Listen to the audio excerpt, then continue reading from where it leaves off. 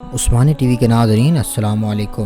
ناظرین، طلحہ بن عبید اللہ سے مروی ہے، وہ کہتے تھے کہ نجد والوں میں سے ایک شخص آپ صلی اللہ علیہ وآلہ وسلم کے پاس آیا، سر پریشان یعنی بال بکھرے ہوئے تھے۔ ہم اس کی آواز کی بھن بھناہٹ سنتے تھے اور ہم سمجھ نہیں پا رہے تھے کہ وہ کیا کہہ رہا ہے، یہاں تک کہ وہ نزدیک آن پہنچا۔ جب معلوم ہوا کہ وہ اسلام کے بارے میں پوچھ رہا ہے، آپ صلی اللہ علیہ وآلہ وسلم نے فرمایا کہ اسلام دن رات میں 5 نمازیں پڑھنا ہے۔ اس نے کہا، بس اس کے سوا تو اور کوئی نماز مجھ پر نہیں ہے۔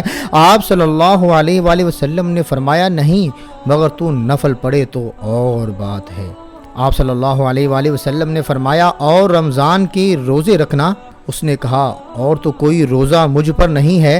آپ صلی اللہ علیہ وآلہ وسلم نے فرمایا، نہیں، مگر تو نفل روزے رکھے تو اور بات ہے۔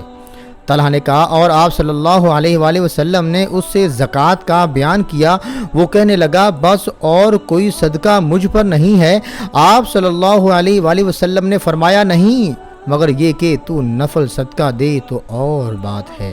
راوی نے کہا، پھر وہ شخص پیٹھ موڑ کر چلا، یوں کہتا جاتا تھا، قسم خدا کی، میں نہ اس سے بڑھاؤں گا نہ گھٹاؤں گا۔ آپ صلی اللہ علیہ وآلہ وسلم نے فرمایا، اگر یہ سچا ہے تو اپنی مراد کو پہنچ گیا۔